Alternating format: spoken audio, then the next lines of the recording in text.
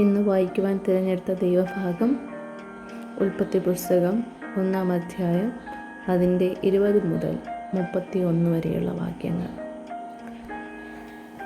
വെള്ളത്തിൽ ജലജന്തുക്കൾ കൂട്ടമായി ജനിക്കട്ടെ, ഭൂമിയുടെ മീതെ ആകാശവിതാനത്തിൽ പറവജാതി പറക്കട്ടെ എന്ന് ദൈവം കൽപ്പിച്ചു.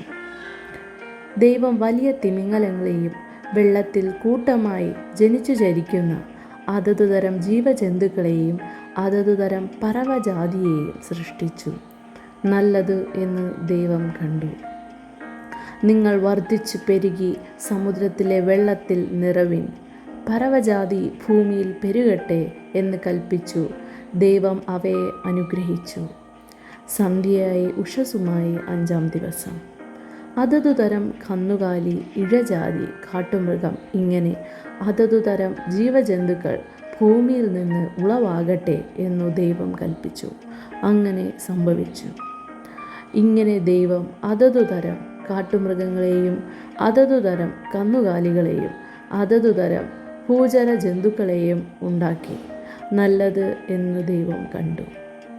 അനന്തരം ദൈവം, നാം നമ്മുടെ സ്വരൂപത്തിൽ നമ്മുടെ സാദൃശ്യപ്രകാരം മനുഷ്യനെ ഉണ്ടാക്കുക, അവർ സമുദ്രത്തിലുള്ള മത്സ്യത്തിന്മേലും ആകാശത്തിലുള്ള പറവജാതിയിന്മേലും മൃഗങ്ങളിന്മേലും സർവ്വഭൂമിയിന്മേലും ഭൂമിയിൽ ഇഴയുന്ന എല്ലാ ഇഴജാതിയിന്മേലും വാഴട്ടെ എന്നു കൽപ്പിച്ചു.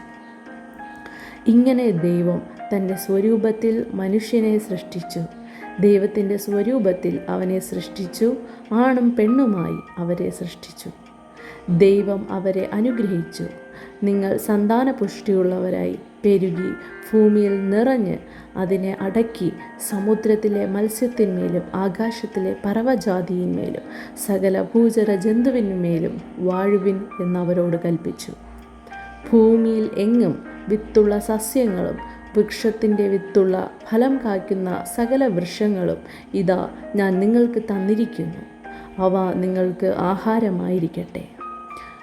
ഭൂമിയിലെ സകല മൃഗങ്ങൾക്കും ആകാശത്തിലെ എല്ലാ പറവകൾക്കും ഭൂമിയിൽ ചരിക്കുന്ന സകല ഭൂചര ജന്തുക്കൾക്കും ആഹാരമായിട്ട് പച്ച സസ്യം ഒക്കെയും ഞാൻ കൊടുത്തിരിക്കുന്നു എന്ന് ദൈവം കൽപ്പിച്ചു. അങ്ങനെ സംഭവിച്ചു. താൻ ഉണ്ടാക്കിയതിനെ ഒക്കെയും ദൈവം നോക്കി, അത് എത്രയും നല്ലത് എന്ന് കണ്ടു. സന്ധ്യയായി ഉഷസ്സുമായി 6-ാം ദിവസം. ഈ വചനങ്ങളാൽ ദൈവം നമ്മേവരെയും അനുഗ്രഹിക്കട്ടെ. ആമേൻ.